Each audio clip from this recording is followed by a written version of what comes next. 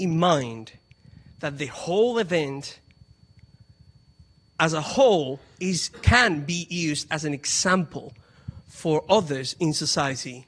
Just to say, it's a statement to say that we can talk and we can disagree, and that is actually something necessary. In the history of civilization, ideas have improved because ideas clashed. And ideas they need to continue be clashing.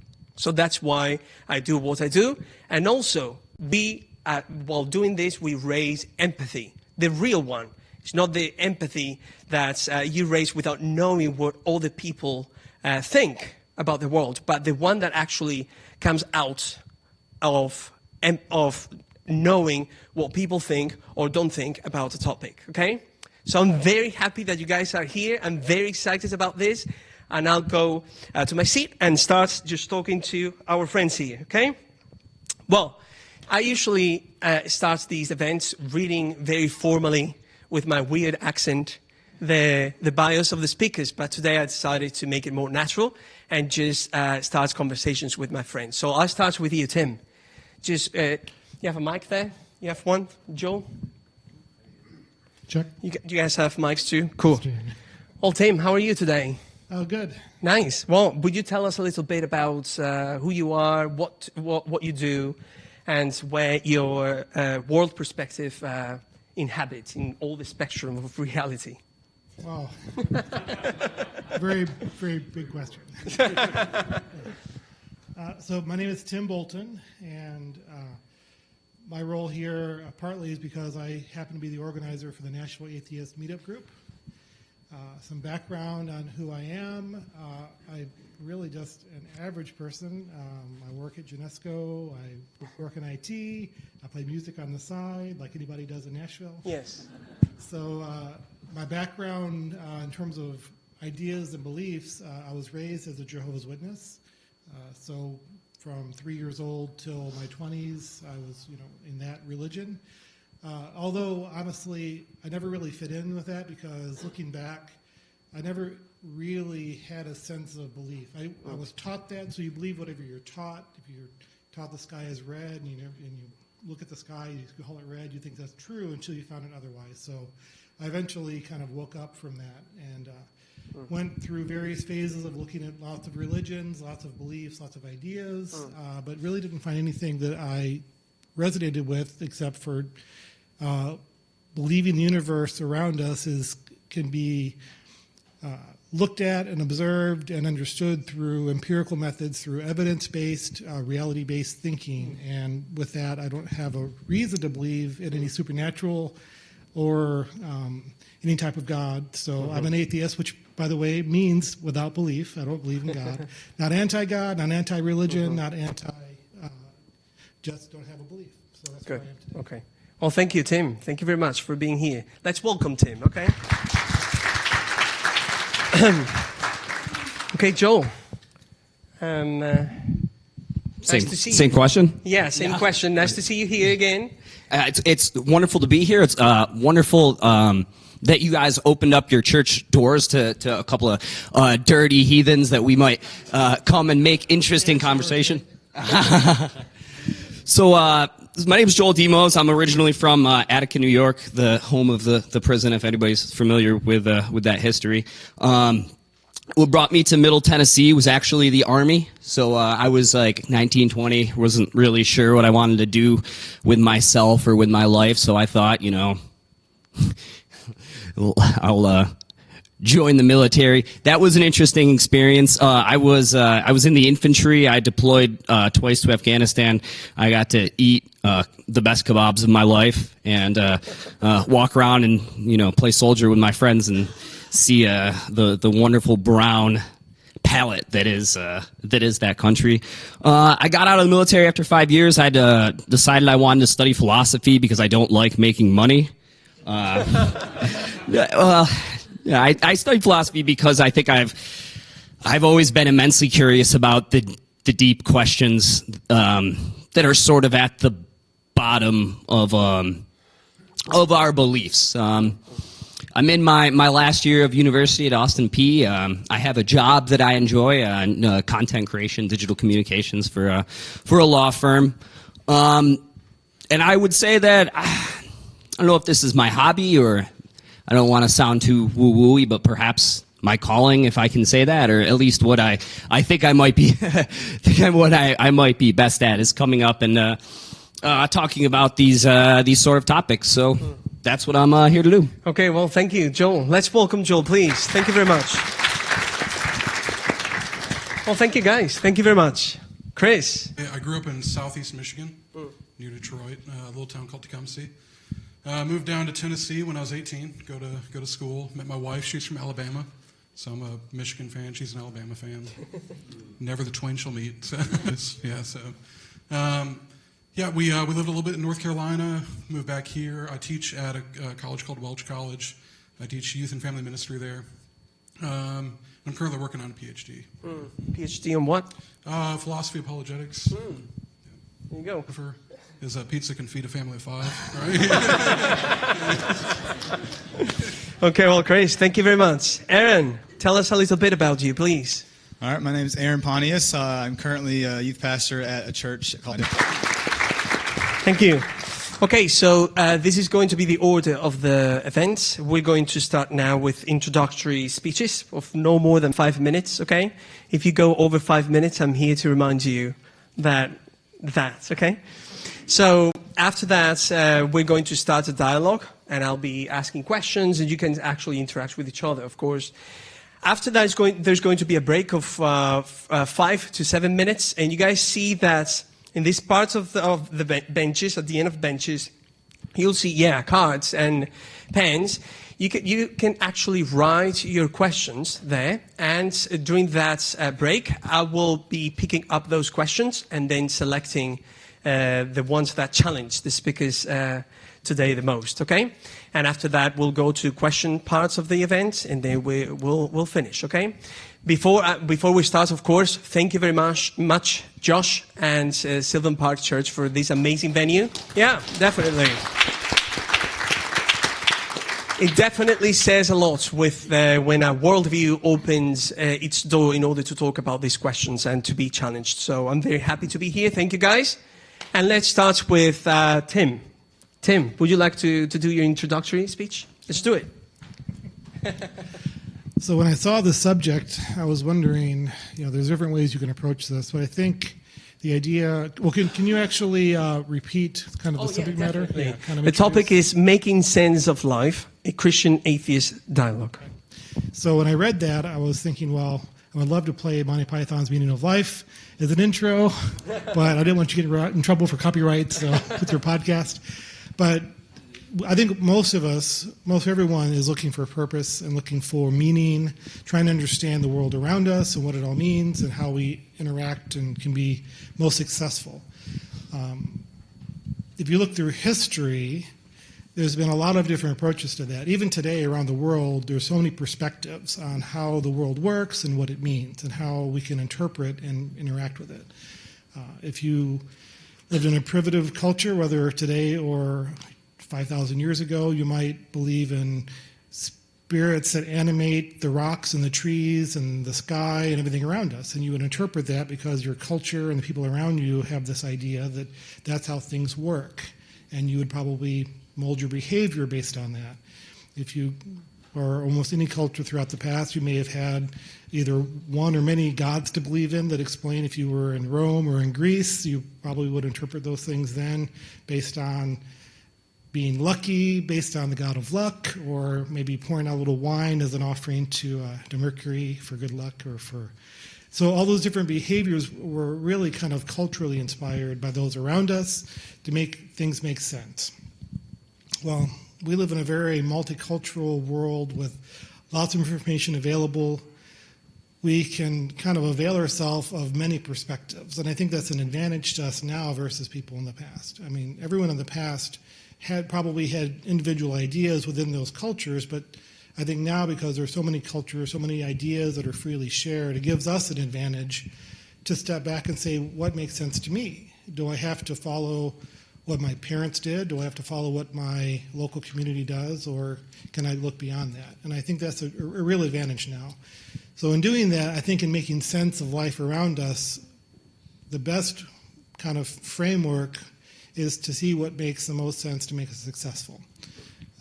And I think that revolves around what you can demonstrate and prove empirically, what has good evidence. So if I believe that drinking a certain tea would cure my cancer, well, the evidence would either prove that to be true or not. So it may be that there is a tea with a chemical in it that will cure the particular cancer I have. And if I take it and I prove that to be true, and you can do studies and show that to be true among many people, not just one incident, anecdotal evidence is not any good. Everyone thinks they've done something that matters to them that solved a problem of theirs. But if you can prove that across many examples to verify things that are true, I think the more we do that, the better we understand the world around us. And we have, since the Industrial Revolution and the Scientific Revolution, we have tools to better do that now than ever we had in the past. So I feel like the best way to explain and understand the universe now and our place in it is to use those tools, use the scientific method, use empirical evidence, and use that as a framework by which to understand and be successful. Because what it comes down to is what works the best. How can we be most successful in our lives? And even beyond that, I think that whatever meaning we sense or any purpose we have comes from what we decide that to be, what we think. If you have a family, your purpose may be to have successful children. If we have a career, maybe your purpose is to be successful in that career and do the most you can. Maybe if you're a composer and your purpose is to write great music that you'll leave on to posterity. So we bring meaning to what seemingly inherently meaningless universe. There are stars throughout, that are crashing. There are supernovas happening. The universe is constantly changing. So whatever meaning we give is what we ascribe as conscious, sentient people. And I think even more than that, if you look at animals they care about their offspring. They ascribe meaning. But I think more than just animals, which we're an animal too, but I think we also can give even more value through things like love and compassion. 20 seconds. Yeah, 20 seconds. So ultimately, I think that's what brings us the most meaning, is to actually find ways to help those around us, which in turn helps ourselves. So again, that makes us most successful. So thank you. Tim, thank you very much for that. Thank you very much. Okay, Aaron, you're next, okay? I wrote mine down. Yeah, definitely.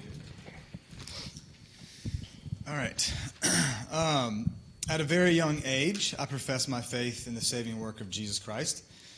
For much of my earlier years as a follower of Jesus, I had little reason at all to doubt the things that I believed about God, about the Bible, about Jesus, about Christianity, etc. However, as I grew older, which is often similar stories for a lot of people, circumstances change, life experiences take its toll, and it sparked a series of doubts that stay with me for some time. And along the way, I was reading some different articles, stories, books, etc., that was exposing me to ideas I didn't know existed, and added more fuel to some of those doubts that were starting to creep in there. When I was a young adult, near the end of my college experience, life experiences and specific circumstances stirred intense doubt, frustration, and I would even say bitterness toward the central figure of my alleged faith, which was God.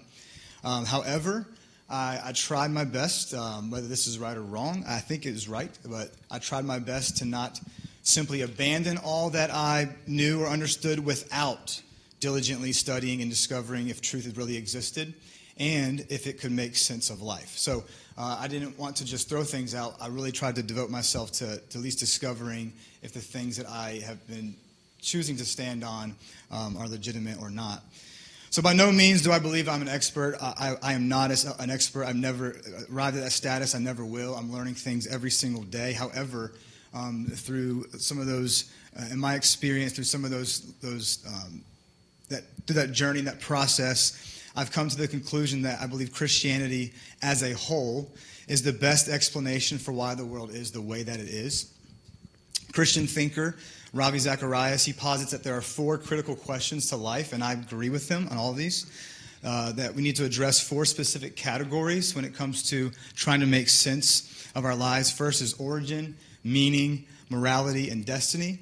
Where did I come from? What does life actually mean? How do I differentiate good and evil? And what happens when I die? And every worldview must account for these categories and address the questions that arise from them. And the answers to these, I think, inescapable questions, they must be filtered through 2 tests of truth: correspondence and coherence. Do my answers actually correspond with reality as I experience it? And when my answers are stacked up on top of each other and looked at as a whole, is there consistency or is there coherence throughout? And I believe that the Christian worldview offers the best explanation in all 4 of these categories. Christianity, I believe, is the best explains the world as it actually is, which is the correspondence theory of truth, which corresponds to reality. All the while, I believe it provides a coherent perspective on how to make sense of life. So, I believe that the Christian worldview offers and provides the best explanation for how to, not only that life does make sense, but how to make sense of it. Thank you very much, Aaron. Okay, Joe, your 5 minutes. Sure. There you go. Stand up and talk, just a little more comfortable. My legs there are tired from the drive down. So, does my worldview make sense of the world? No, it doesn't. As somebody that cares about philosophy, somebody that makes an effort to go out and to dig through the philosophical tomes, the one overarching conclusion that I can see, or that I can glean out, is nobody really can truly make sense of the world in an absolute or categorical sense. But that's okay, and accepting that will probably make you a more tolerable person. For example, and I hope there's actually no vegans in the crowd. Is there any vegans in the crowd? Okay. All right. Why do people not like vegans? And I thought about this question a little bit, and it's because they have, or they at least exude that they have some sort of certainty about the way things ought to be, that the animals deserve equal rights, equal protections to humans, and people can't stand that. Right. Because it makes them feel judged, right? So I think more than anything else, a healthy dose of skepticism, which is really the thing that underpins, I guess, the sort of absurdist or existentialist world that I find myself living in. That skepticism is what makes us tolerable to each other, despite the fact that we may disagree. I think it can be difficult for people to sort of look into the void and to come away with the conclusion that there is no meaning, that there is no purpose, and that morality might very well be. I'll use a term that maybe you guys aren't familiar with, but moral realism might makes right. There was Albert Camus, who was a far smarter and probably more articulate person than me, wrote about it in a pretty seminal work of philosophy, The Myth of Sisyphus. So despite the fact that Camus really didn't think that there was a God, or really didn't think that there was any objective purpose, and that the evidence might suggest that we are, in fact, up-jumped gorillas, well, why not just off yourself? What's the purpose? And the purpose is in the struggle, right? So even if we can never sort of get to the end of the rainbow and parse out really definitive, satisfactory answers about the questions that some of these other speakers have posed, that's okay, because we can still struggle, and in that struggle, therein lies the purpose. Thank you, guys, and I'm looking forward to some tough and difficult questions, I'm sure. Thank you, Joe. Thank you very much. Okay, Chris, this is your turn. Yeah, as we're trying to think of making sense of the world overall and whether or not we have meaning, I don't necessarily think any of us disagree that there is some type of meaning. Maybe the question really is between us is whether or not we can know objective meaning outside of ourselves. We all have what we might call noetic structures, which is this really fancy word for a way in which we conceptualize the world around us. More popularly, we call this worldviews, right? We have a Christian worldview or a secular worldview, a Hindu worldview, whatever it is. Right, so you're trying to understand the world oftentimes with certain presuppositions, right? Certain ways in which you are laying a foundation for certain aspects of reality. And we'll get to that here in a second. But this conceptual scheme that we make, we use that to make sense of the world around us, right? Try to fit certain things together. And we try to answer important questions. Aaron had mentioned a few of those, like who am I? Is there a purpose? Is there not a purpose? What is out there? All right? Is there anything inside of me? Is there right and wrong? And if so, how might I know what those right and wrong things are? I think every worldview assumes, although I think oftentimes they're almost required to answer, to some effect, three different categories, right? One is a metaphysical category, right? What is there? Right? That's also an ontological category of, is the material world all that there is, or is there immaterial things in the world as well? Another one is epistemology, right? What can we know and how can we know it, right? Can I know that there's a God? Am I restricted to a more empirical way of knowing, right? Can I only verify those things that I can prove empirically? And how should we live, right? So you have metaphysics, you have epistemology, and you have ethics. And with those three categories, you could add a few to those if you wanted to, but I think at the basic level, you have to answer those three questions, or at least you assume things at those three levels. So as I was thinking about this, a guy that I really like to read after is Francis Schaeffer. If you've ever seen a picture of him, he lived in like the 1960s. Where he wore knickerbockers. You know what I'm talking about? Yeah. Anyways, I aspire to be like that. But he talked about oftentimes in our current culture we have what we would call a divided plane of knowledge. Right. So if you begin, he called it the lower story and upper story. You might call it the material and immaterial. There's a lot of ways to divide it.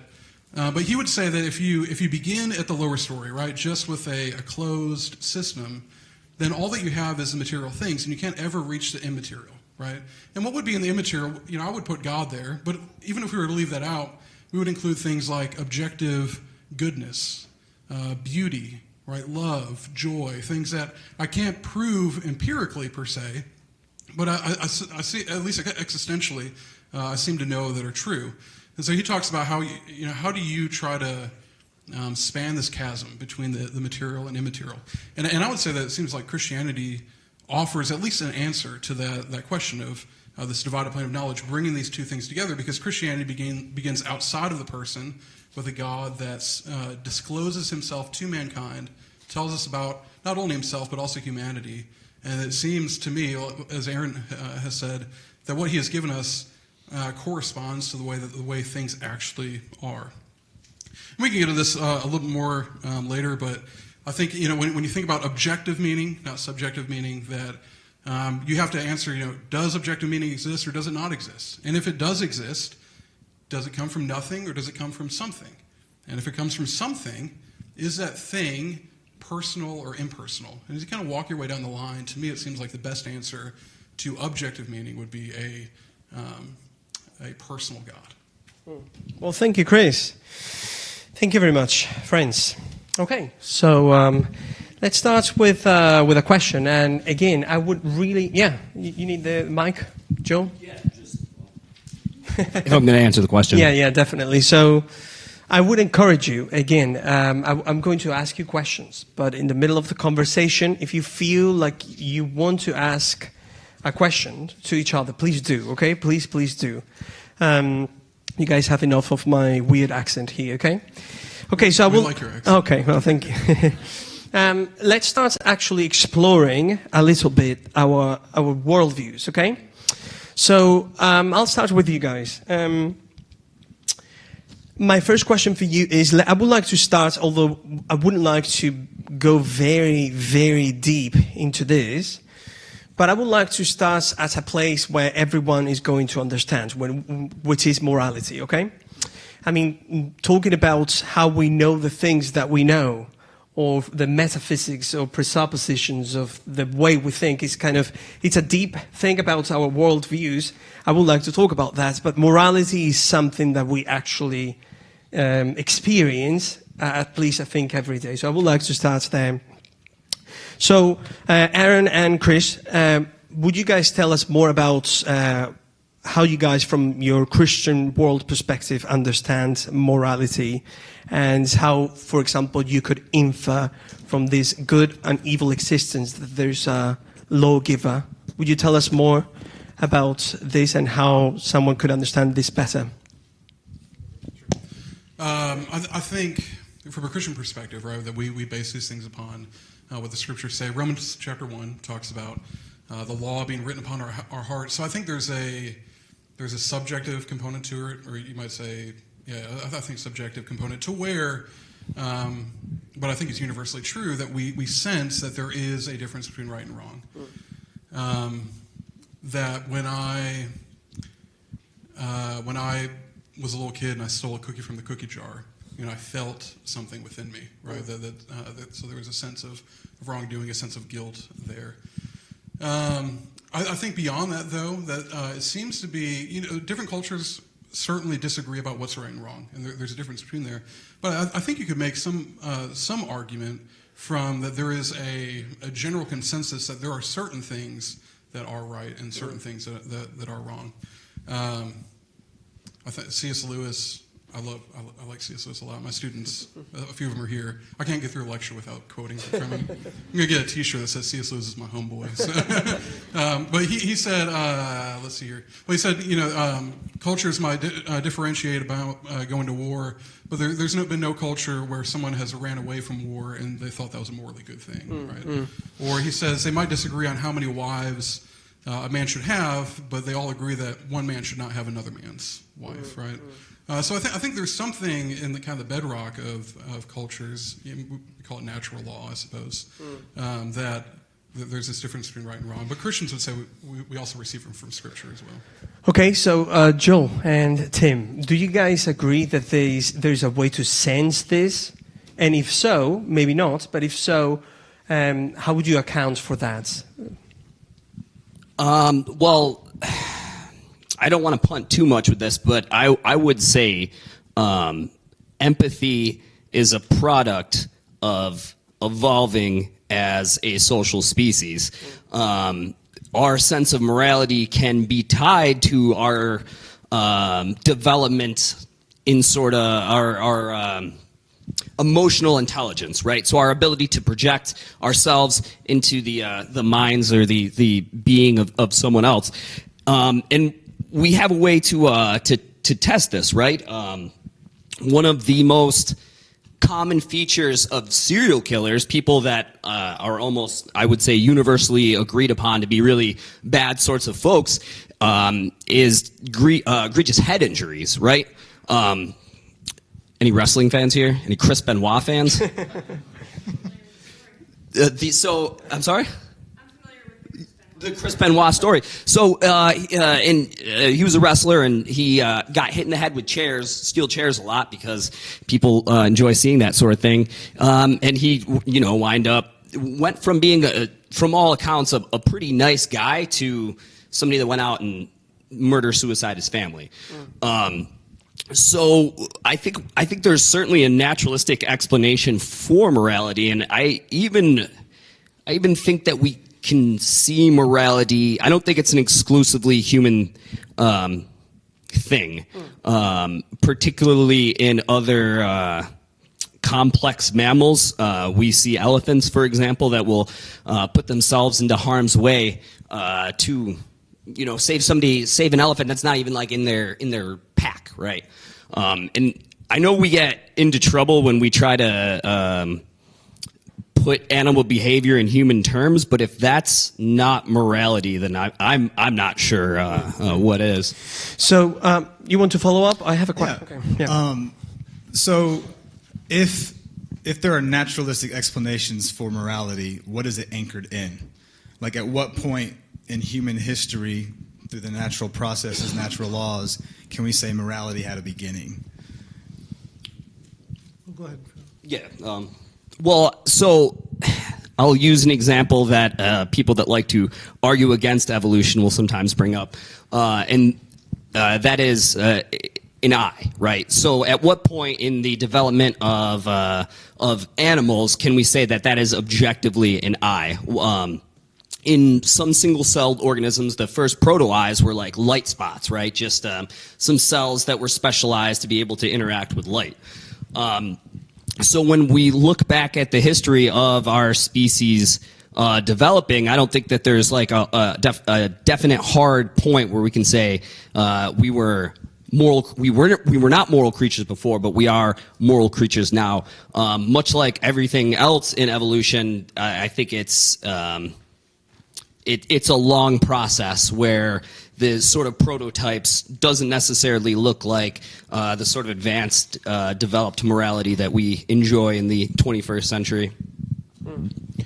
Any thoughts, Tim? I just want to kind of counter one question, Yes. because if you're comparing what seems to be a natural empathy and a basis for natural ethics, we can discuss all kinds of things about the source and the progression of that.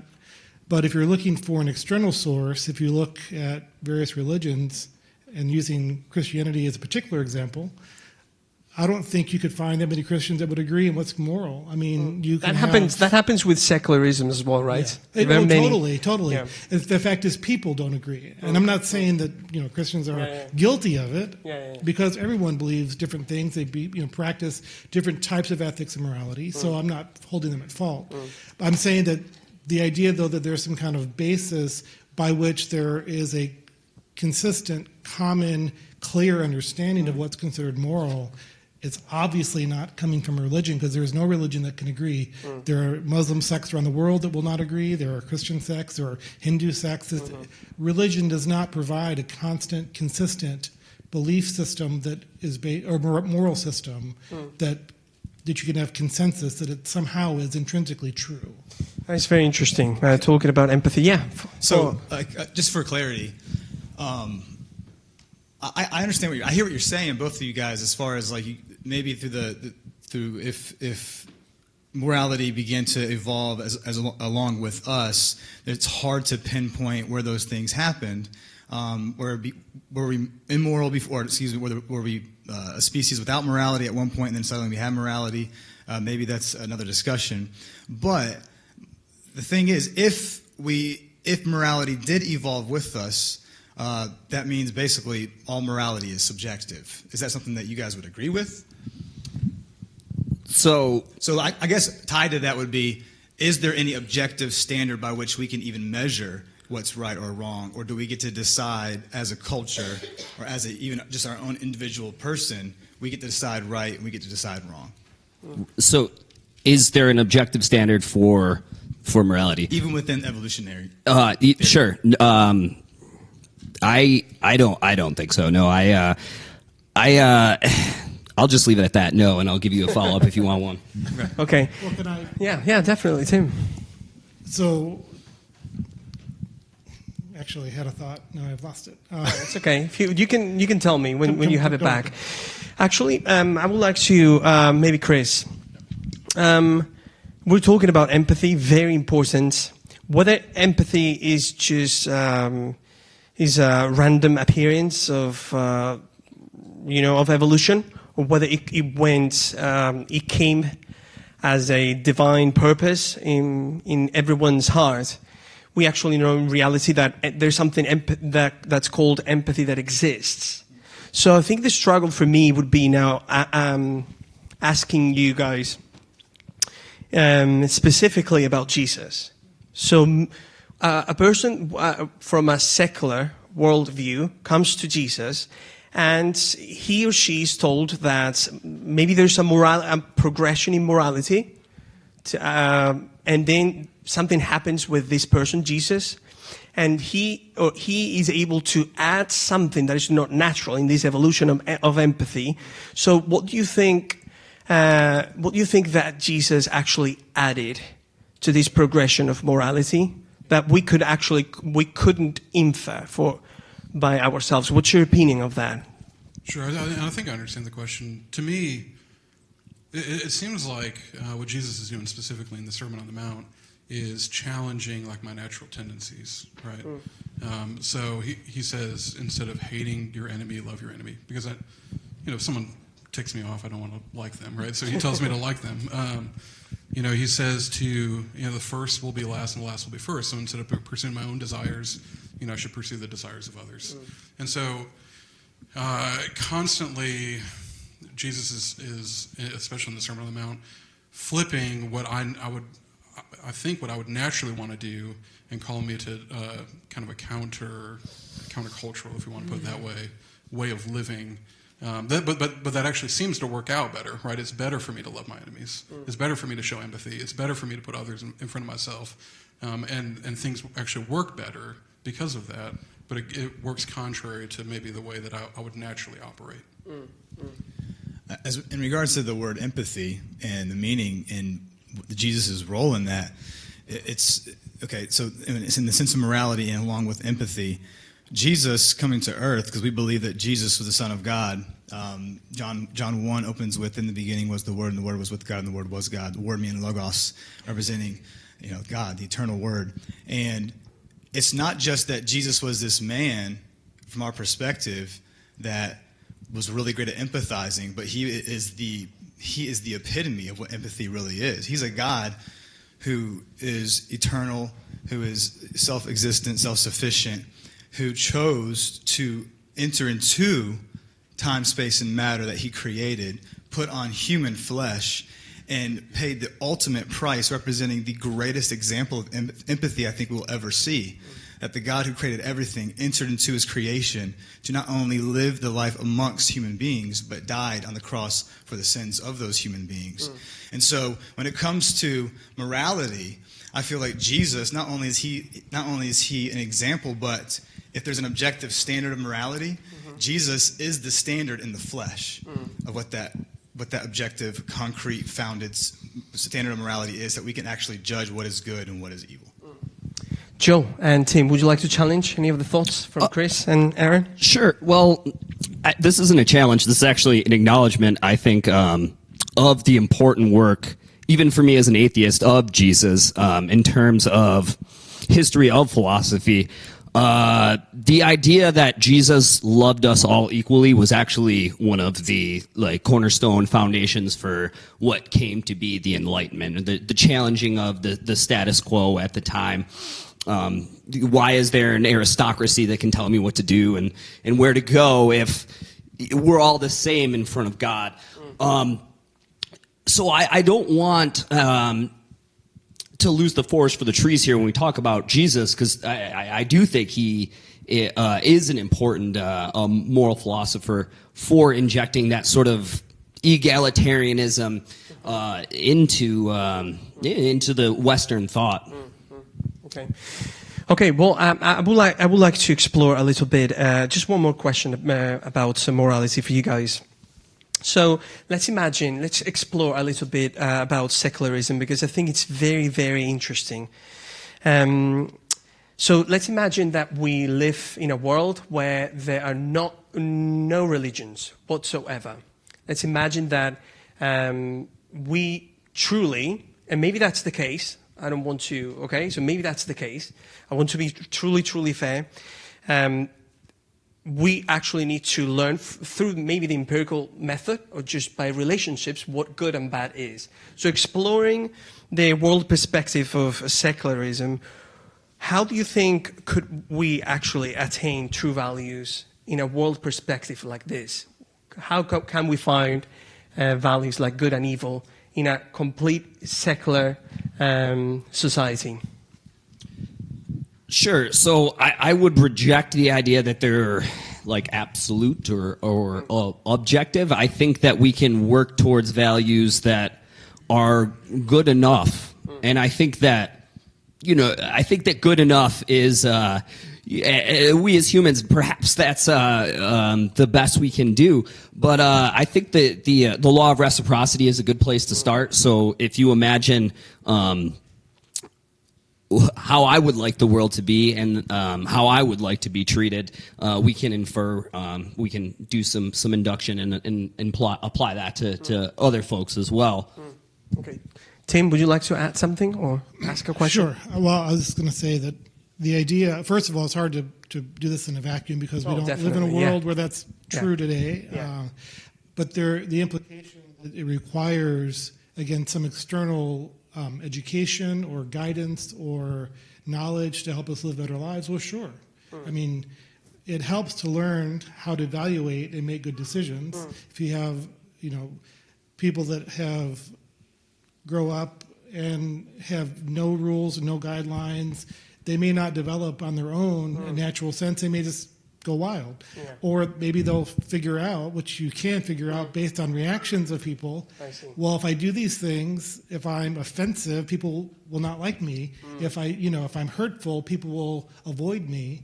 And we're social creatures. So I don't want to say that, a secular world, that it would always benefit from education and knowledge and sharing good ideas of what works.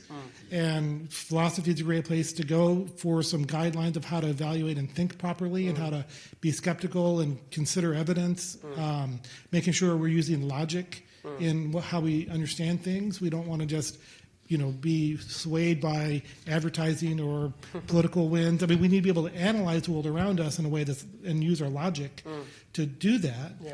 I don't think you can necessarily get that on your own across the board. I think people inherently are probably lean toward the lowest common denominator as far as that.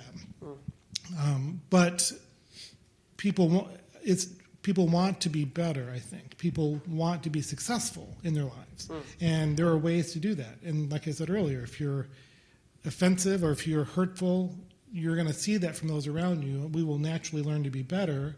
And that's what's been happening all along anyway. That's the progression of morality, essentially, is us learning from our mistakes. Okay. Chris, yes, definitely. I think you had mentioned, I'm just curious about this, you mentioned how people I don't think this is exactly words, but default to the lowest common denominator. Is that right? I'd say in general that can be true, yes. Not everyone, but... Right, sure. Yeah. Why do you think that is? It's easier. People are lazy. Sure. Fair enough. I got a question. And short-sighted. I mean, if you look at the short term, it might feel good to eat the whole box of cookies, then just realize you're going to be sick later. Sure. It's partly short-sightedness, but again, people also learn from their mistakes. Yeah. I just think, I don't entirely disagree, but I think about how much education there is for so many different things, and how people know what we would consider the right thing. Like we would all agree, you shouldn't text and drive, right? That's a bad idea, right?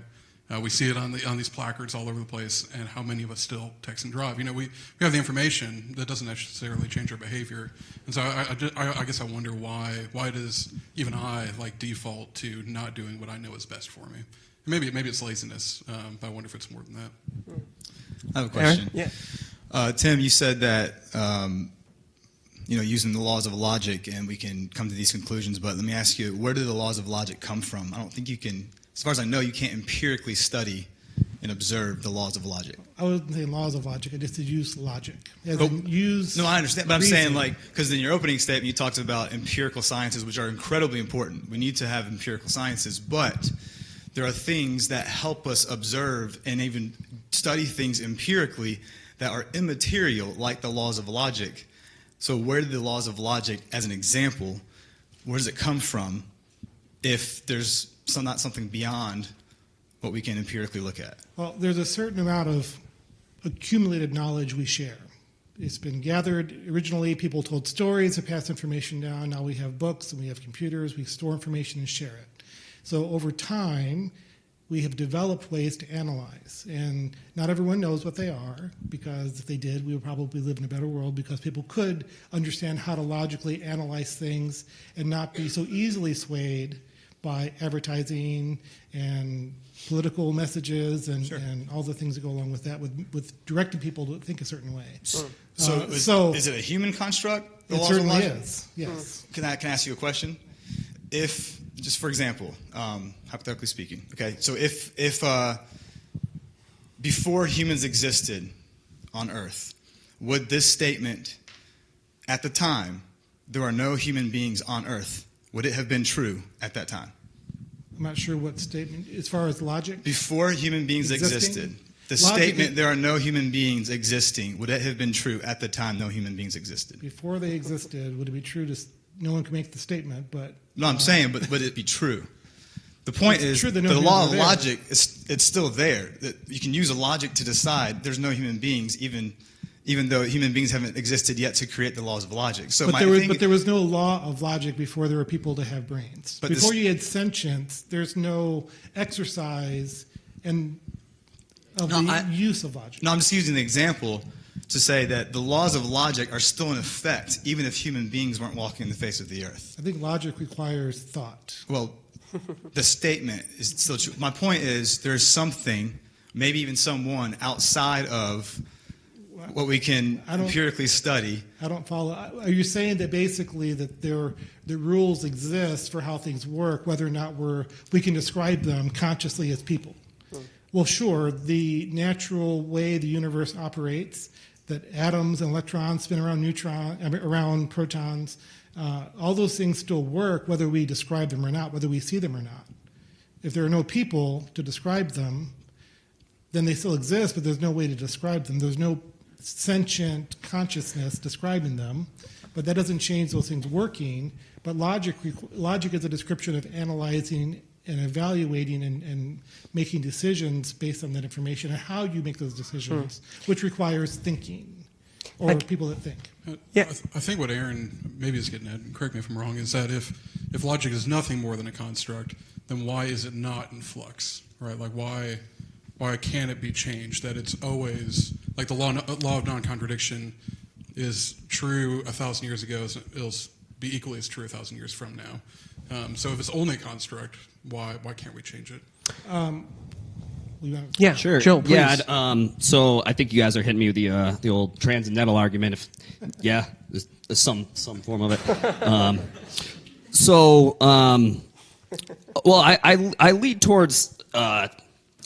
I'll say it this way. I don't think that the laws of logic are quite as foolproof as maybe classic logicians believed. I think that we have some evidence that, for example, a particle existing in two spaces at the same time that at least could give us reason to say, like, hold on, identity, non-contradiction, like these are not as foolproof as perhaps we once thought. To answer your hypothetical, I would say I wouldn't know if humans existed before humans. How did you phrase it? I'm sorry. What I was suggesting was, would the statement still be true? Human beings do not exist when human beings did not exist. Right. Gosh. So, I mean, in terms of logic, that's just like a tautology, and not in the bad way, just in terms of a really well-supported premise.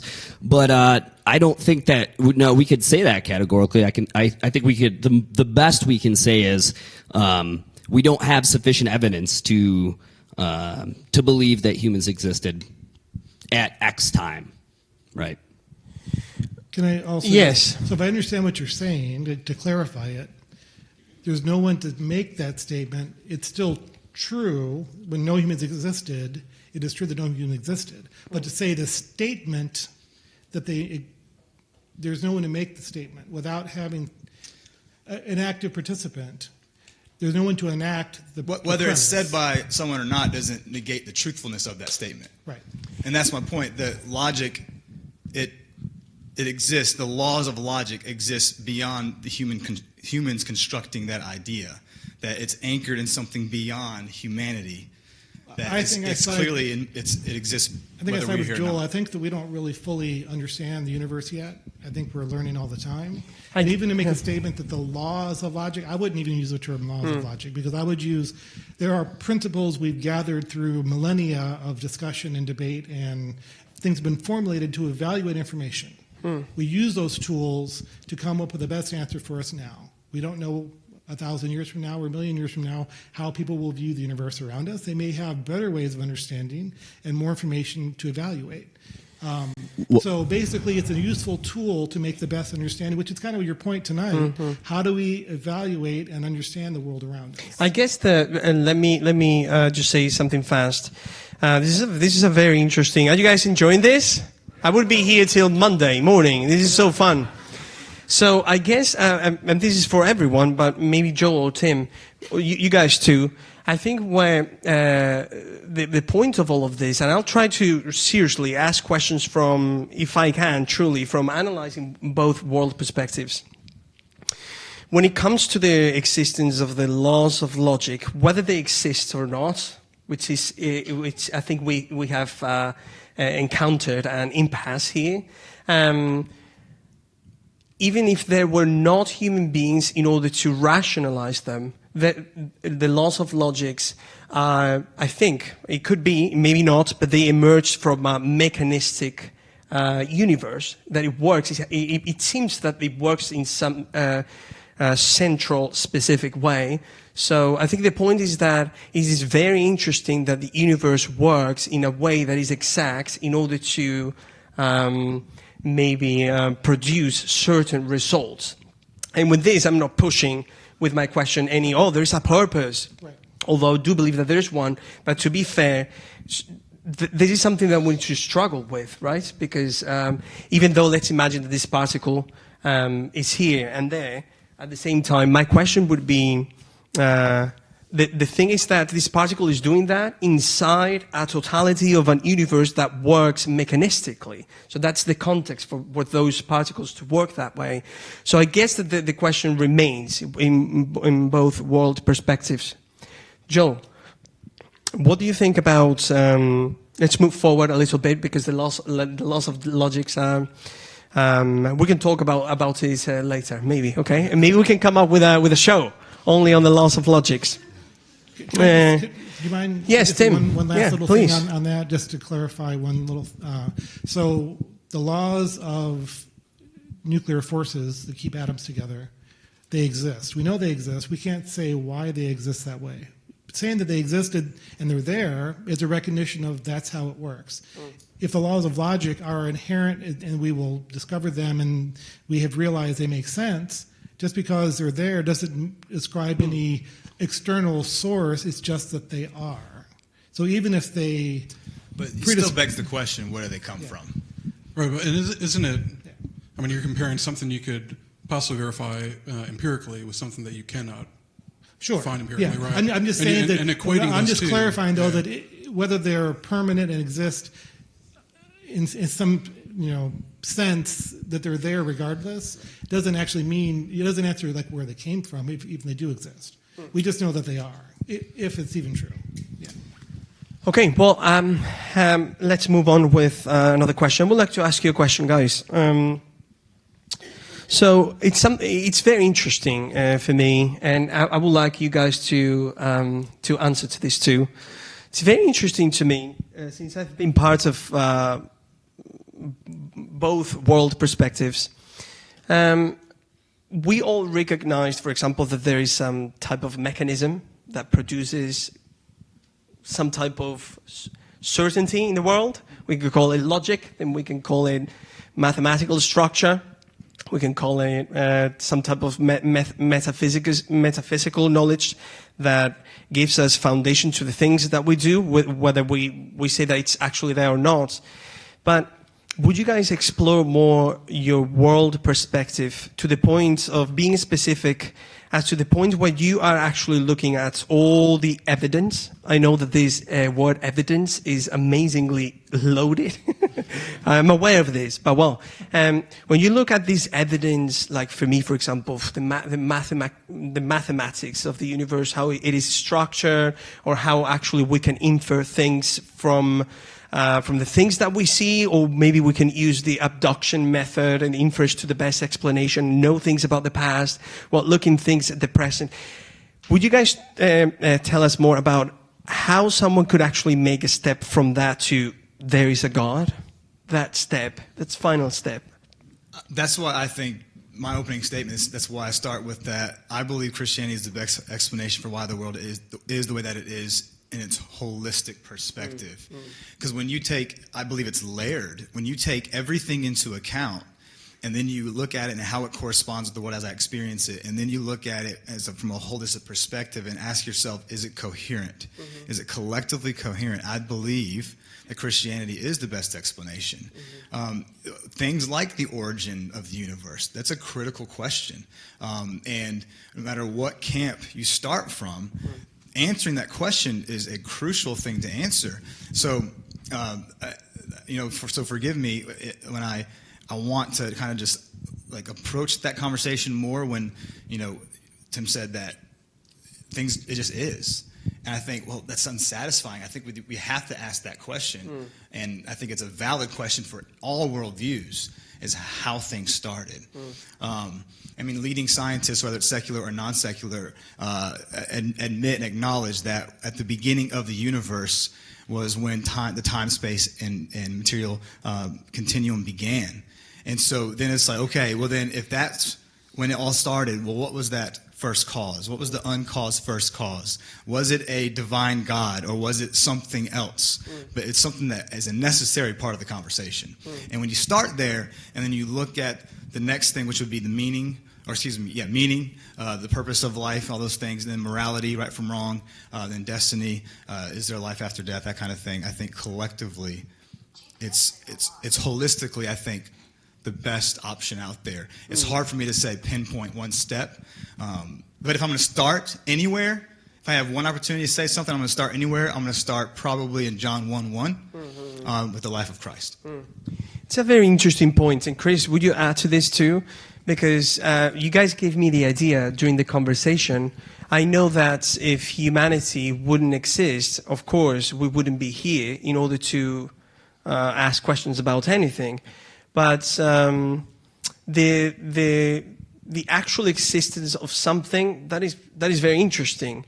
But then since we're here actually, and then we experience the world and we see some type of patterns in the universe, and then we need to deal with each other, and there's some type of thing called morality. So it seems that it's a multi-layered perspective. So I guess that what I'm trying to get to is that if existence were all there is, I know it really doesn't make sense, but if there wouldn't be relationships between human beings or any patterns to recognize in the universe, it would be more difficult to be a Christian, right? Because Christianity would be answering only just one question of all of this. But in this case, it seems that Christianity answers more of them, right? Sure, I think I understand what you're saying. Yeah, and much like what Aaron mentioned, I think I appreciate the question you would ask, because unfortunately I think there is oftentimes this like bifurcation between like faith and reason. Like Christians believe with no evidence, and everyone else has reason. But I think there's plenty of people, and I could give you a long list of people that looked at things that are there and came to the conclusion that Christianity was a viable option. So, a lot like Aaron said, look at these things like what seems to be the ordering of the universe, human personality, the longings that I have within me for goodness, truth, and beauty. And when I compare that to what Christianity purports as an entirety of a worldview, it seems to fit well, right? It corresponds well to the way that things actually are. Joe and Tim, would you like to add something? Would you guys like me to ask you a question? So I wanted to talk a little bit about epistemic warrant. So would you define that for sure. me first? Yeah. Well, it just means that the reasons that we believe in any given thing, and you did you talked a little bit about coherence, and I agree that a well-supported proposition has to be coherent, right? But it's not sufficient. It doesn't render it necessarily so, just because. I'll give you an example. The origin of Spider-Man. It's coherent that he was bit by a radioactive spider, but that doesn't necessarily correspond with reality, at least not the reality that what I would consider a sane person perceived. I guess could you give me a little bit about the evidence that actually points to your version of Christianity or any version of Christianity being true. Sure. I mean, I think you can use all the examples that we talked about as well. But when you look at origin of all things, first of all, I would ask the same question of you guys. How did things start? And then the second thing would be, when you look at things like natural laws, like laws of logic that can exist outside of human minds, that human minds aren't the ones that construct that necessarily. When you look at the existence of, even though there's different codes of ethics throughout history, in essence, morality seems to be pretty general in its essence. Like Chris was alluding to, some cultures might say multiple wives, but in essence, it's like, hey, don't steal your neighbor's wife. I mean, there's an essence. So then where does that objective standard, there seems to be an objective standard in morality as well. So what is all that anchored in? And I mean, I can keep going in detail, but I don't want to take up all the time. But my point is, going back, and it starts with the origin question, is what was the uncaused first cause? And I think both of us have to answer that question. Both sides have to answer that question, and we have to come to the conclusion, at least to admit, something eternal had to start everything. What do you think about that? Yeah, that was a direct question. So, and this goes in line with earlier when I was discussing how there are some things that are like the way atoms work, or mathematical principles, 1 + 1 = 2, doesn't equal 4. Sure. However, going back to the origin, we have a pretty good understanding, a scientific understanding, of the progression of the universe back to its early second of existence. We don't really know what happened before that. I mean, like you said earlier, time and space and everything, the continuum, started then.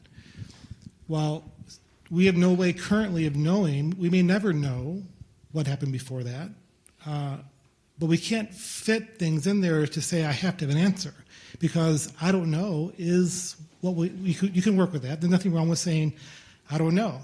If anything happens and you can't explain it, we don't have to have an answer for everything that's unexplainable currently. It may be explained in the future. It may never be explained. But we can't fit answers and think there has to be an answer. There may never be answers, and that's really okay. We can accept that's a fine perspective, that we can accept. We don't know everything. That's a very interesting thing. Oh, Aaron, please. I'm just going to say, but would you agree that there has to be something eternal to start everything? Well, or if no. not, then how did it, it depends. What's an explanation? That gets partly into the description of what is time and space. So if the origin, the very first millisecond of the universe's event that happened that caused it, it happens. We don't know if there was any time or space before that. Time literally is tied in with energy and matter. But we do know that. We know time. We know that at the beginning of all things, time and space and matter began. Exactly. So then, therefore, there wouldn't have been time, space, and matter exactly. before time, space, so what and does matter that mean? began. There was no time. So if there's no time, we can't say what that meant. We can't even conceive what that could have meant. Is this a progression? There's the possibility of multiple universes. They may happen in sequence. It may go back.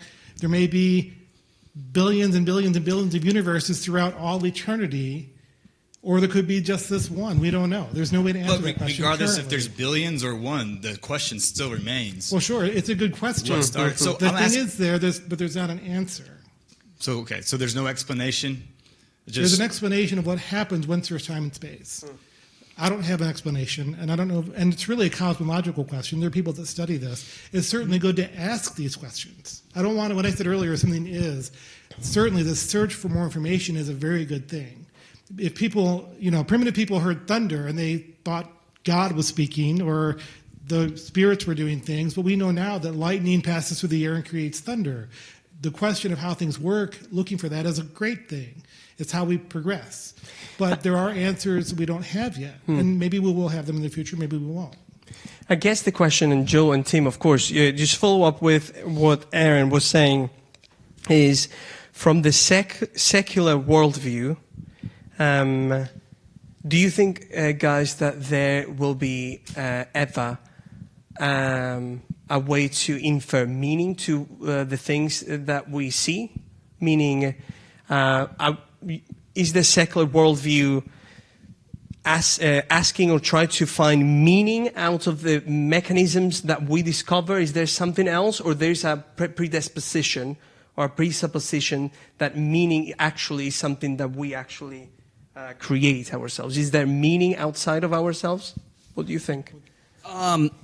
Goodness, well, as it stands now, I do think that the meaning is what we as the perceivers sort of bake into it, right? And I'm actually okay with that. I don't think that there has to be sort of any external grand purpose for for me to get excited when I score goals on my soccer team. I think that I can just accept that moment, right? I guess I don't need God to pat me on my shoulder. I got my teammates for that, right? Yeah, definitely. Can I ask a Chris, follow-up yes, question? definitely. And then Chris. It's a great question. I'm sorry, man. So I can't remember if it was Joel or Tim. Forgive me.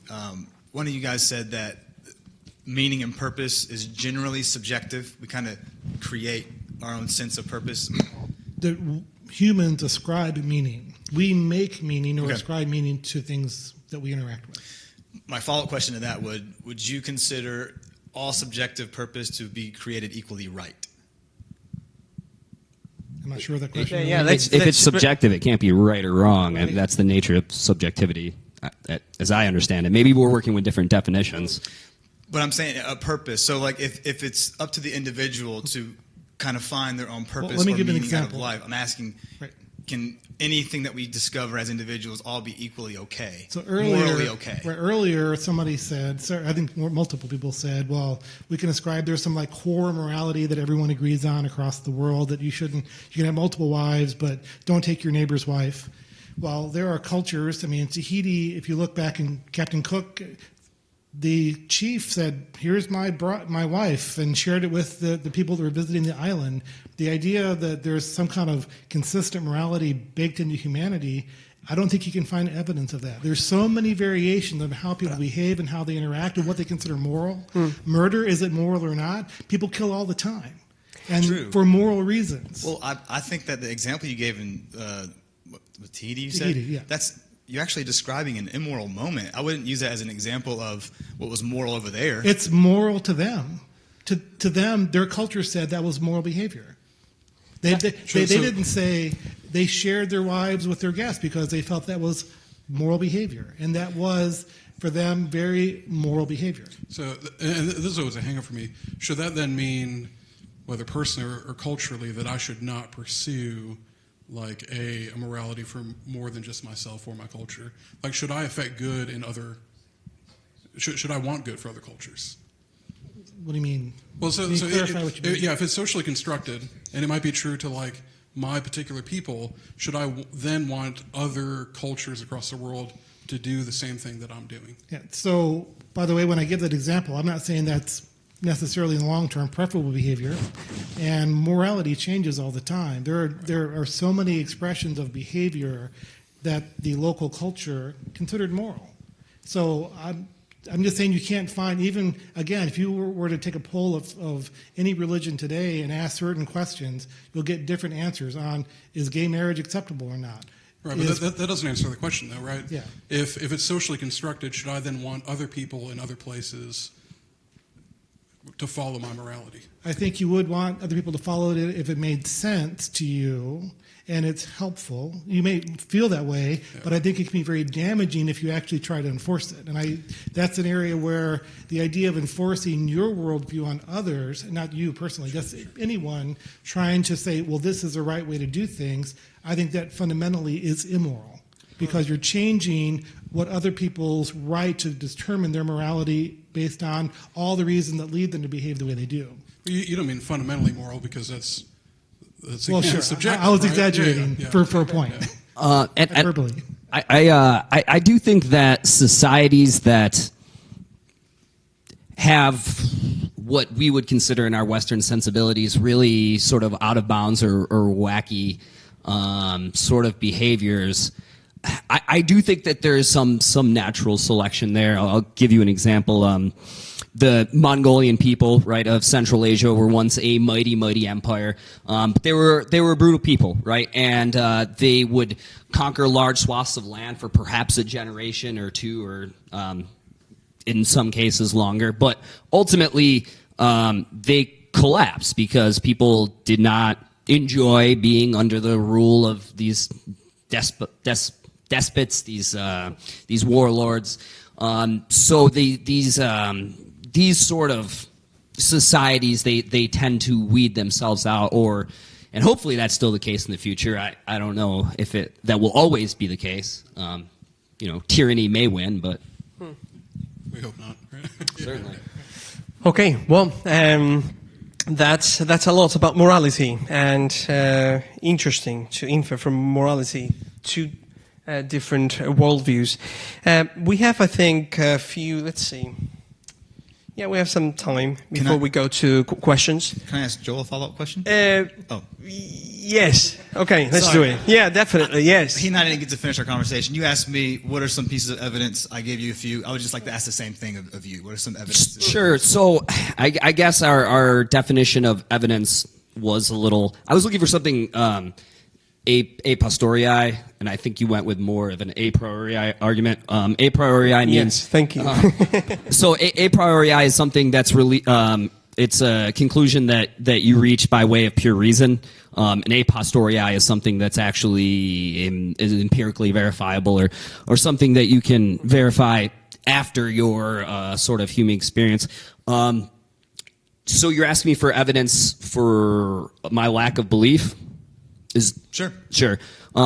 So I don't actually have evidence for my lack of belief. I've come to the conclusion that I'm not a believer because the arguments that I've seen for any particular God, any specific argument or any specific reasoning that was laid out for me to perceive, I haven't found compelling.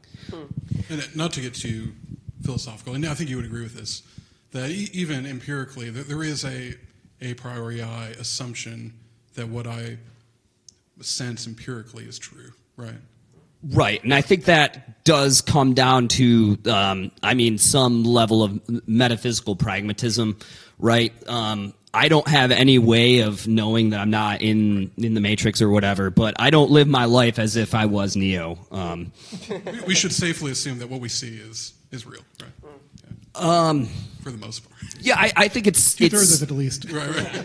I think it's safe to live your life that way. I don't know if it's safe to say categorically, because I have my fingers crossed that aliens exist and we're all in a computer simulation. So two more questions. One is for you guys, and the last one for you guys. I don't want to miss the opportunity to ask this question, because I think I've been doing something, well, not wrong, but I was kind of giving my opinion about something without actually asking you what you think about it. So the lack of belief in God, do you think that entails a worldview? Do you think that, let's say, atheism is a worldview? There are people that think that it's not a worldview. But do you think that is actually a worldview, just a lack of belief on God or the divine?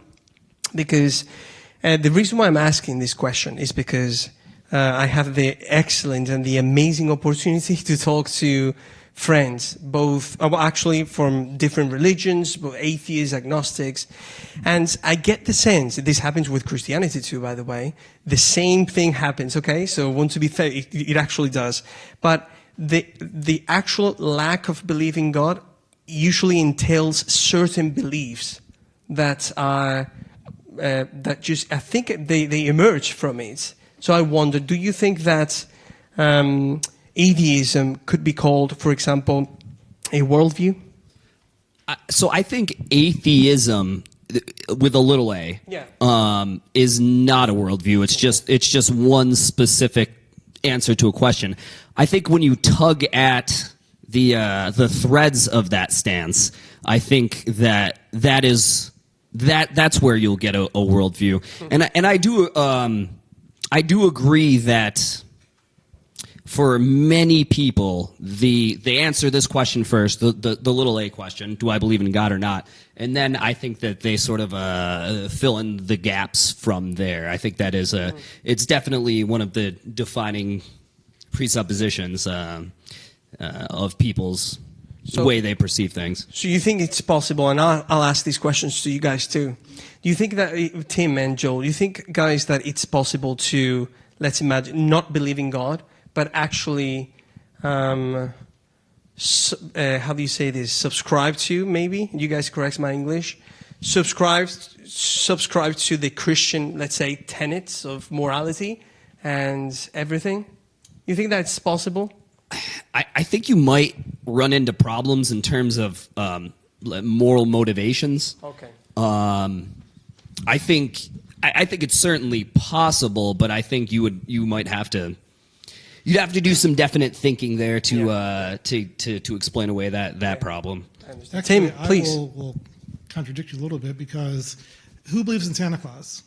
Anybody here? But how many celebrate Christmas? I mean, you enjoy Christmas, right? You enjoy giving gifts and getting gifts, and someone could be an atheist, which means you don't believe in a God. Doesn't mean you believe there is no God, but it means you don't believe. Just like we don't believe in Santa Claus, you could say you're a Santa Clausist. It's just a word to describe the lack of belief. If there was no religion and no idea of God, we wouldn't even have the word, because it really is kind of in reaction to theism, the belief in God. Yeah. But I'm sure there are people that don't believe in God, that may believe in lots of things we may find kind of crazy, UFOs, or they might believe in spiritism or all kinds of things. It doesn't really, by itself, the word atheism or atheist really describes a particular lack of something. But in general, if you say what are the trends in people's behavior and actions, particularly in the U.S., if you go to Europe, it's really not even a question. A lot of Europe consider themselves atheists, but they don't call themselves atheist. They just are. And you know that from living there, because it's not such a big question. I think here in the U.S., it's much more of a question, and I think that you hear a lot of people that are atheists that also use that as maybe a basis for other aspects of viewing the world. And certainly lack of belief does affect maybe how we would view certain things about the world. So just for the 5 minutes, very nice conversation. Just following up with what Tim was saying about beliefs. Definitely, there are different beliefs, but certain beliefs seem to have more explanatory power than others. So, I mean, of course, with Santa Claus, for example, and you guys add to this, of course, I think it doesn't have the explanatory power to just to put a foundation to this mathematical structure of the universe. So, now I want to challenge your worldview for my last question. So I want to go back again to the question that I asked before, so I'll give you another chance to try to explain this. For many people, they recognize patterns, they recognize that there is a way, even if we call it pragmatic, this pragmatism works. We need to treat each other well, we need to love each other. Where does the moment of making the step forward and infer, actually this intelligence is divine, and we all belong to this? Is there a leap of faith? What kind of faith do you need to have in order to actually to do that? You know, could you actually put words to that step that, for example, our friends Tim and Joel are not ready to commit to? Chris, would you like to start? Kierkegaard would say that there's a leap of faith, right? I don't tend to think that the chasm is that wide between what reason gives me and what I have disclosed within the scriptures and that step of faith. But I mean, there is the moment, I suppose. I mean, within the Christian worldview of making this decision, because it's a holistic worldview, right? It is what's John Frame said. It's I'm going blank. Anyways, he just says it's in entirety, right? Like, it's not just one aspect or a little part of my life, but that I'm committing over like the entirety of my life. So yeah, I mean, I don't know exactly when that point happens per se, but I don't necessarily think that there's this. It's a giant leap. Maybe it's a step. You know? Okay, Aaron. For me, it's it comes to a head with the person of Jesus. All the things that we've been talking about from my perspective, at least when it comes to the layers I've talked about. But when you get to the person of Christ, it just kind of it completes it. Like the major stepping point for me is when I am honest with myself in the mirror. I know that though I am capable as a human being to do some really good moral things, I'm also equally capable of doing some really, really horrible things. And when I look at the evil of the world, the greatest evils throughout history, there are some natural disasters, there are some things that have caused heartache that were natural or diseases, but the greatest evils have been through and from the hearts and minds of people. And it seems to be a worldwide problem that we are all capable of good things, but very capable of very bad things. And the person of Christ, he directly talks about that.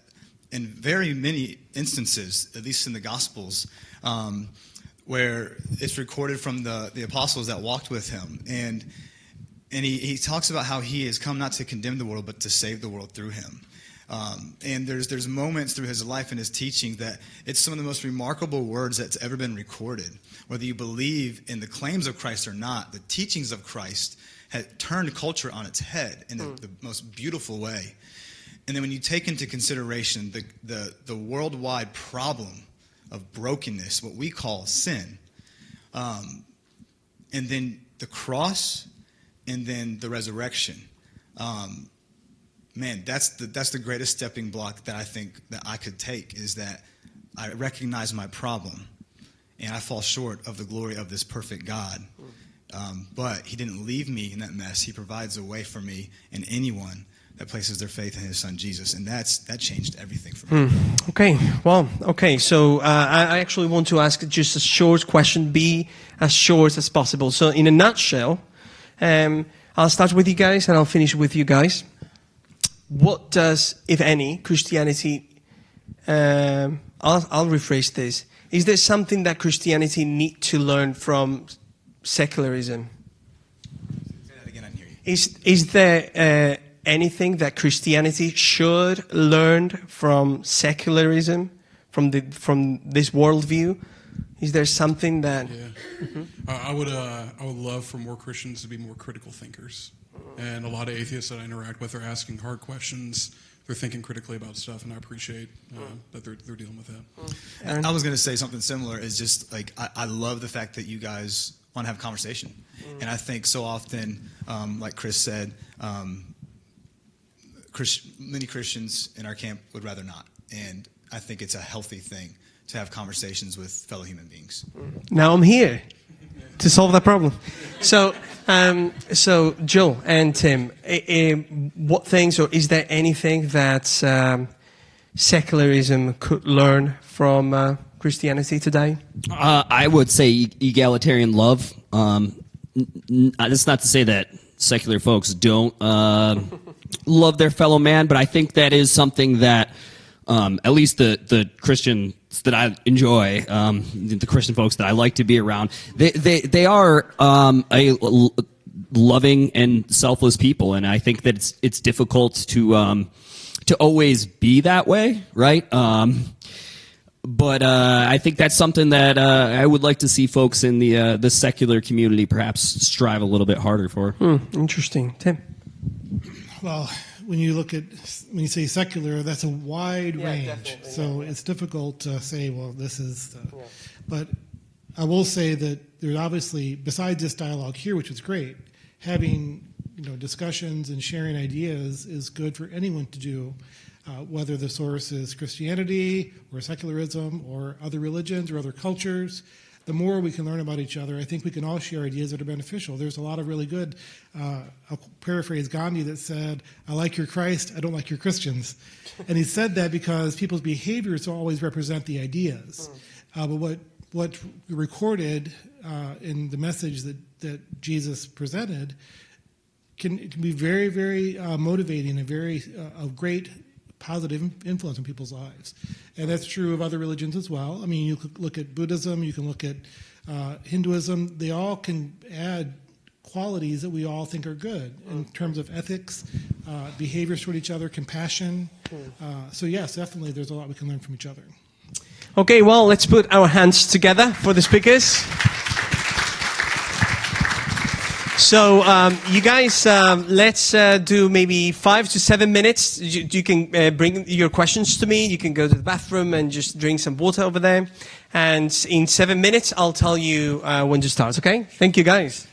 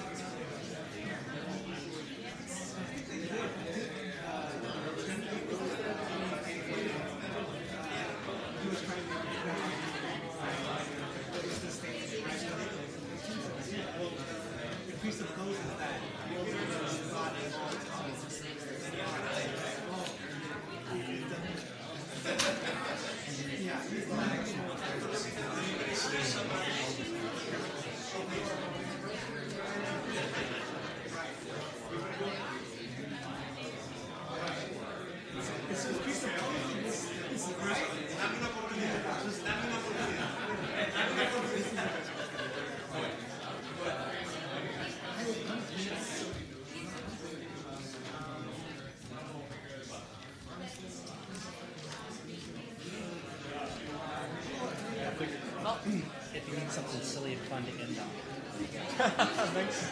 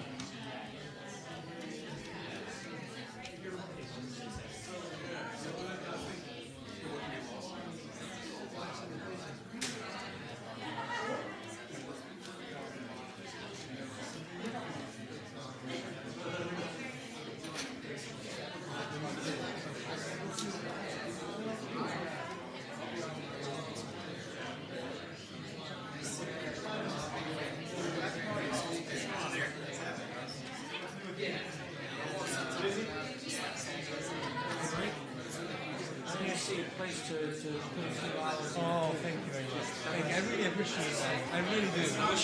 I really do. Thank you very much. Thank you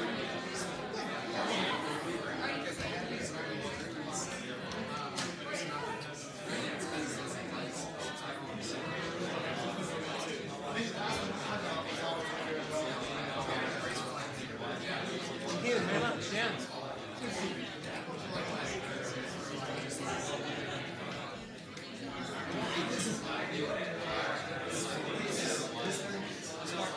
It is 25, 20 minutes.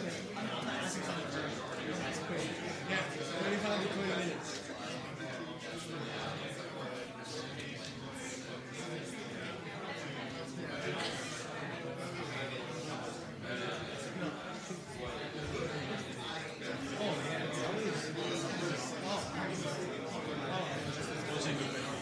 No te preocupes, Daniel. No te preocupes, thank you very much. Ah, no te preocupes. Es muy bueno que estés aquí. Muy bueno. Mañana voy a ¿Vas a recoger? Sí, para Gracias, Daniel. Cuídate mucho. ¿Te gusta? Gracias por tu ayuda. Tu papá me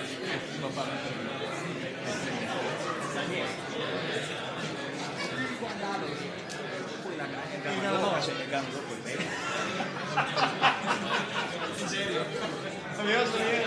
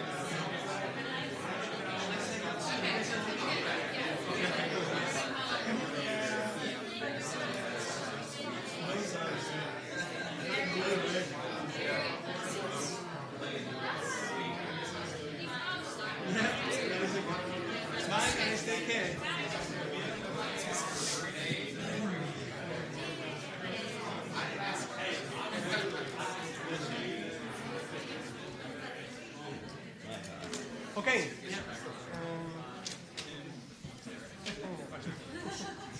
Let's see. Let's see if that's my.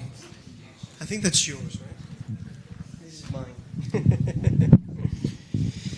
Okay, thank you guys for these questions. As always, seriously, I care about these events, and I study and I struggle. But then, man, what an amazing structure in your questions! How intelligent they are. We usually don't have time to ask all the questions, but I'll try to be fair and challenge both perspectives. Okay. So let's start with, let's see, there was one here I wanted to ask. The person that brought this question said, you should leave this question for the end of the show, but I want to ask it now. It says, is not the existence of craft beer and donuts evidence of God's divine existence and genuine love for people? That was a nice one. Yeah, we shouldn't wait till the end for that. That's amazing. Humor brings us together. So, okay, let's start with you guys, okay? How do atheists avoid infinite regression? Multiverses coming and going, infinite time. So, if you guys could actually explain first what infinite regression is, and then just talk about it a little bit. Right. So I guess it's the notion that it's all turtles down there. So there must be a first cause. If there's not, then it goes back into infinity, and that doesn't seem like a very satisfactory way of leaving that question.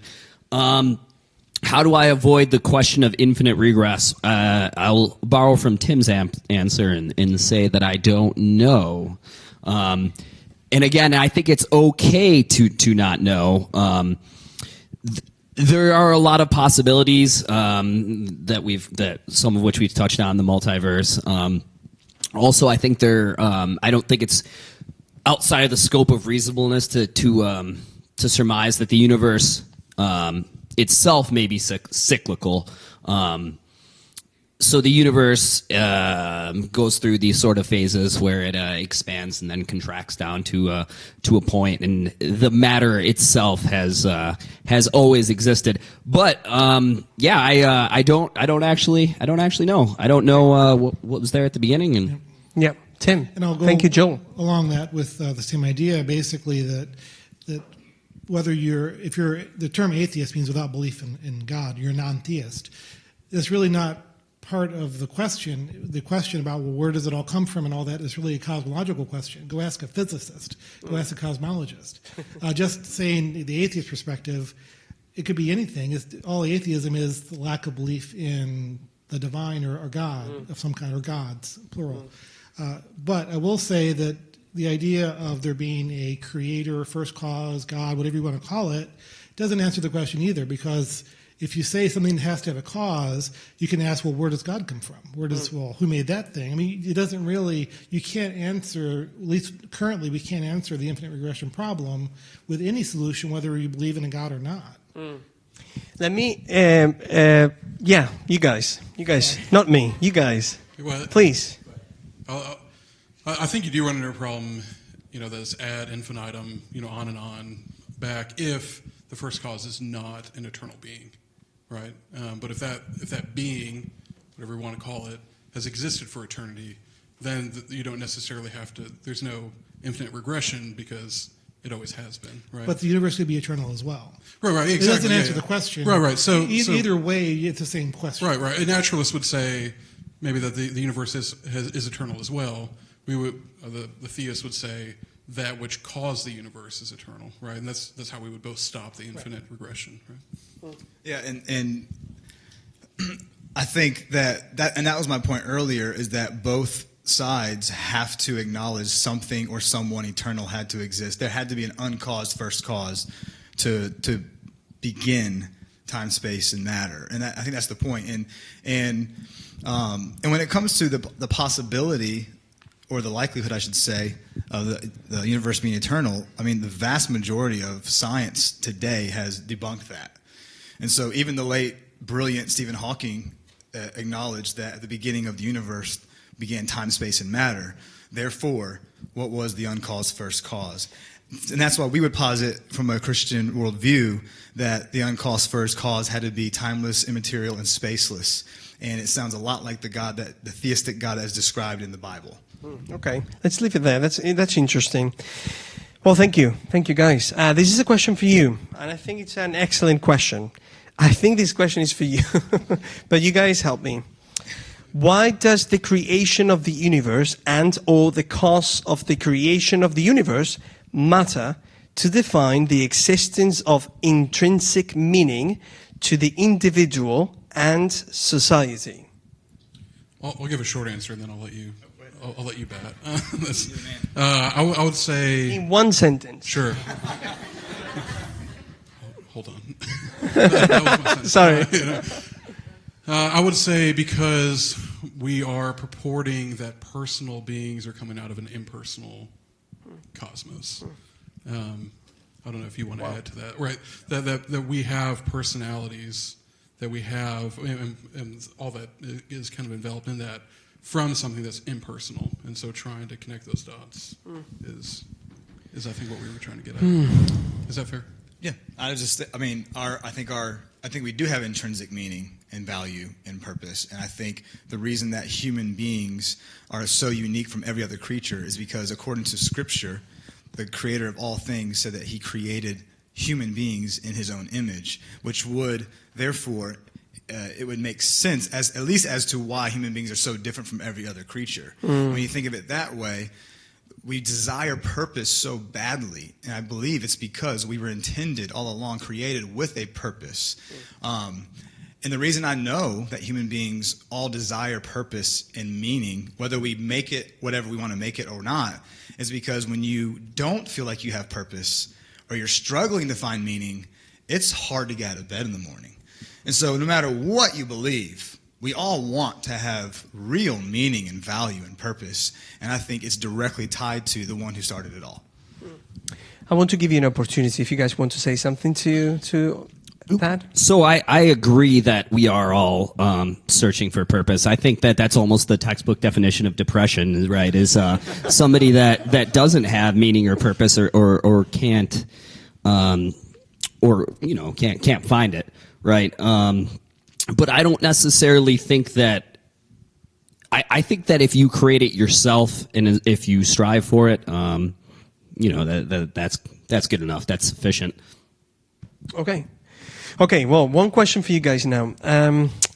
Do you ever doubt your unbelief? Yes.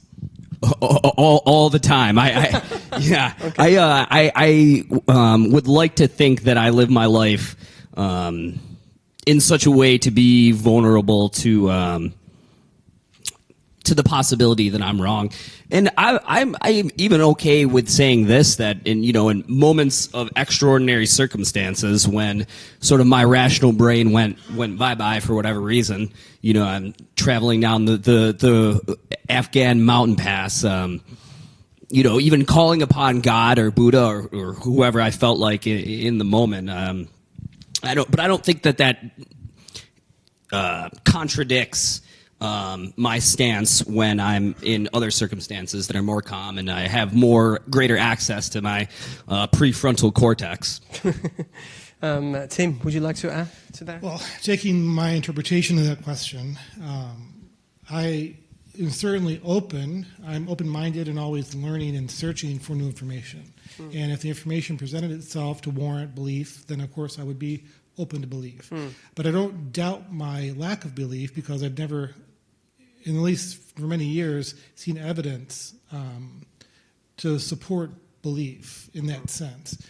Belief is a funny thing because it's not a decision you make. You can behave a certain way, you can act a certain way and say you're doing something that reflects a belief, but really belief is internal. It's something it's a perspective you have of what you accept as true. I believe if I jump off a building, I will fall. That belief is very easy to prove. But it's still a belief. It's something you know to be true. But there are some beliefs that you feel that you know to be true, but no one else necessarily agrees with you. And so I don't have a doubt in my lack of belief because I don't have a belief. It doesn't, I don't have some question to say, what if? But I'm certainly open if, Jesus talked to Paul. Paul was an opposer of Christianity. He was converted by a personal visit. Well, it seems to me that an omnipotent, omnipresent, omnibenevolent God, if he wants us to believe in him, could do the same thing for any of us, and we would all be believers because it would be shown to be true. Since that hasn't happened, I don't have a doubt in my lack of belief. Okay. Well, Tim opened a new valley to explore. You guys want to add to that? Oh, sorry, questions. You guys want to add something to that? We can. You're asking to respond back to what Yes, Tina mentioned. yes, uh-huh. Yeah. I mean, we can always raise the bar, like, I need this to believe, and I need this to believe, and this belief. I mean, I would say that God has given us enough to believe. I mean, after all, we would say that God himself came to earth, took on human flesh. I mean, if that's not a miracle that you're arguing for, I don't know what is. And you're right, he could. It's within his power to visit each and every one of us. But I also think that, whatever might happen, God might appear to you, and you could rationalize it away, right? Say you hallucinated, whatever it might be. So whatever we say the bar is, we can always push it even higher. Well, but the difference there is would he appear to everyone? There's no common. There are 6 of the 7 billion people in this world that don't agree with your view of what God is. Sure. Talk to any Muslim. Yeah. They believe just as strongly in their belief in Allah, and they're offended by the idea that Jesus is God, and that idea. So what seems self-evident to you, and I, by the way, totally respect your right to believe what you believe, and I don't question that you have your belief and your reasons for believing it, but it's not a shared belief. It's a common belief, but it's not shared. It's not a shared human experience. It's not the same belief that if you jump off a building, you're going to fall. And if the question is so important about the belief or lack of belief in God, and he's really cares, it is recorded that he's demonstrated the ability to reveal himself, then there's unfair if it's so important that it wouldn't be consistent. Back to your consistency thing. Well, and I would just, like Chris said, he has revealed himself, one through creation and also through God coming to earth. But here's the thing. I think that to only, and I don't want to put words in your mouth, Tim. So tell me if I am. To make this threshold only if God appears to me as he appeared to Paul would I believe, and he should do that for everybody. There are examples all throughout the Gospels of Jesus literally performing powerful miracles in front of people, and some people praised him and followed him, and some people started to plan his death. And so they're witnesses, but it doesn't automatically mean even that kind of appearance is going to turn every human heart. And so I think there are some that believed as they walked with Jesus. There are some that didn't believe as they walked and saw all that Jesus did too. And so what if he did? Would that be enough? I'm not anticipating him doing that for any of us, but that's my point. Right. It comes down to the heart. Sure. What does the evidence lead based on all of it holistically? And then when you look at history as well, and Jesus being a historical figure that you can verify in a moment in history, and the things surrounding his life, the death, and then the alleged resurrection, and the evidences that point to something miraculously happening, the launching of the church. You take it all into account. It's very layered evidence. And I think there's a lot of things there. Okay, well, let's leave it there. That was magnificent. Yeah, because today I didn't get to study. I'm studying here by listening to you guys. So this is nice. Many questions for almost all of them for the secular friends today. And by the way, in some of the events, luckily, actually, there are many secular people, and all the questions are for the Christian side. So this is not actually something that happens all the time the same way. But this is a question for you also. You can add to this as well. If the best we can do is based on what tools we have at hand, is it within reason we may one day have tools to prove God? Gosh, I think that at least the sort of classic theological definition of God that lies outside of the empirical reality, outside of space and time.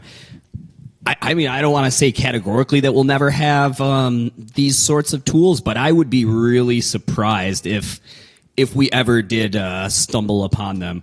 But who knows? Google just made a quantum computer, so maybe that'll tell us if God exists. But I think that fundamentally, and this is something that I see my atheist friends. They talk about, well, why can't God be proven scientifically? It's not really the way that you should be looking at it. Science has this sort of specific framework that it works in, and God, the classical theological notion of God, by definition is outside of that. So I don't actually think we're going to ever have tools to prove or disprove it. Empirically, right? Tim, would you like to add something? Well, part of it gets on to define God. I mean, if we say first cause, what does that mean? Are you a deist? Just there's a watchmaker that started the universe and is not involved? Do you believe in a personal God who cares about you as an individual? I mean, there's different ideas of what even the word means.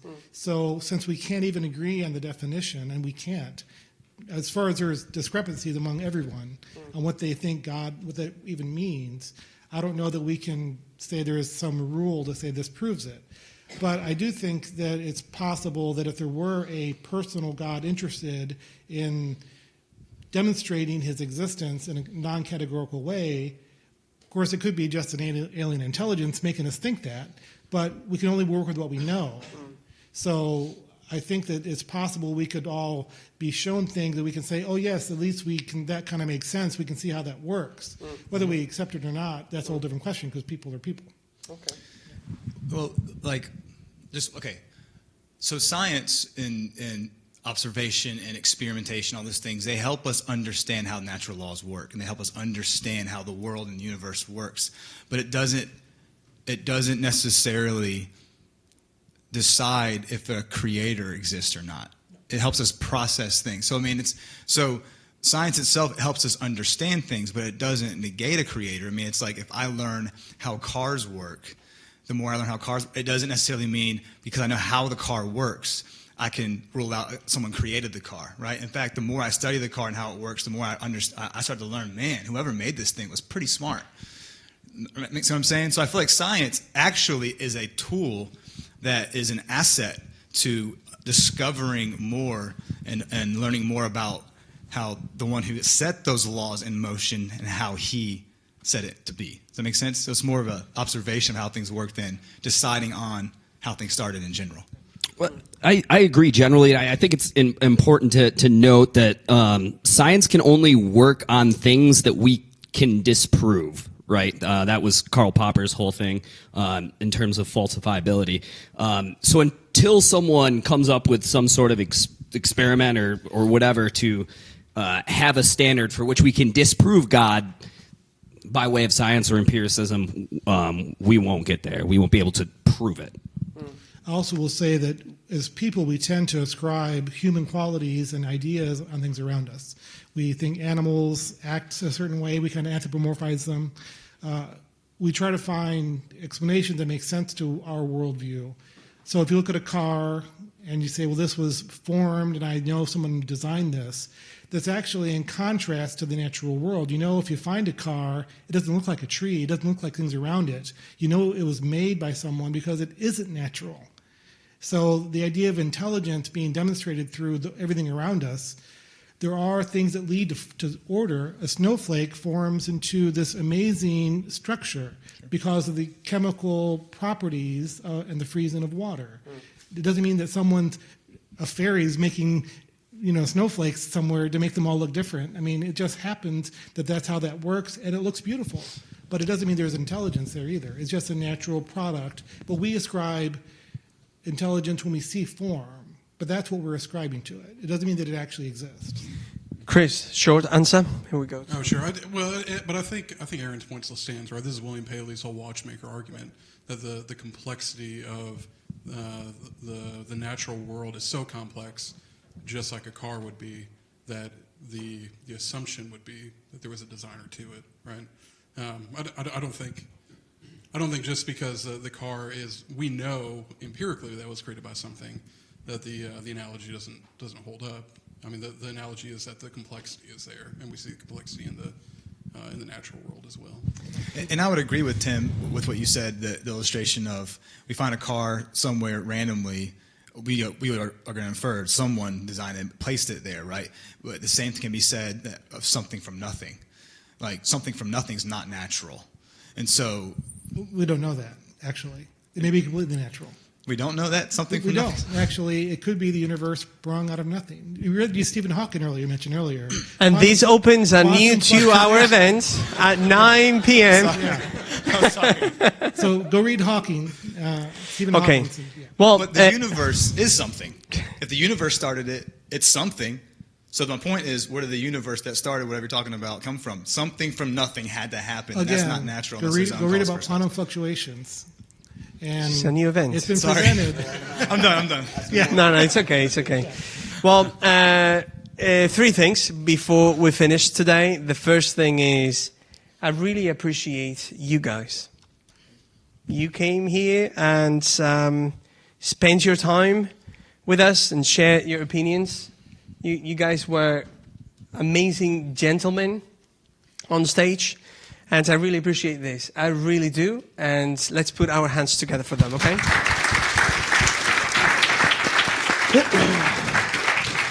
The second thing I would like to do, as a professional musician in the past, this is a fun fact about me. I was a finalist on a TV show called Spain's Got Talent in 2008 as a saxophone player. I actually got to say, as a musician, not on TV, but as a musician, I actually got to say, I love you to my parents many times. And my parents from Spain are here. I don't want to lose the opportunity for them to hear me saying that I love them in Spanish while they see me doing all of this. So, papá, mamá, os quiero mucho. And the third thing, I was almost about to put the table in front of the door so that you guys cannot escape without signing and just writing down your email, because just by receiving the newsletter and maybe sharing some of the things that we do, again, the we is me and my wife, but we're cool people. So that would really, really help us to really reach more people here in Nashville and even digitally beyond, because I think it's very important to have these conversations. So thank you very much for being here. Let's keep the conversation open and come and ask us any questions and ask the speakers any questions. Thank you, Josh and Sylvan Park Church. I'll see you guys next time. Thank you very much.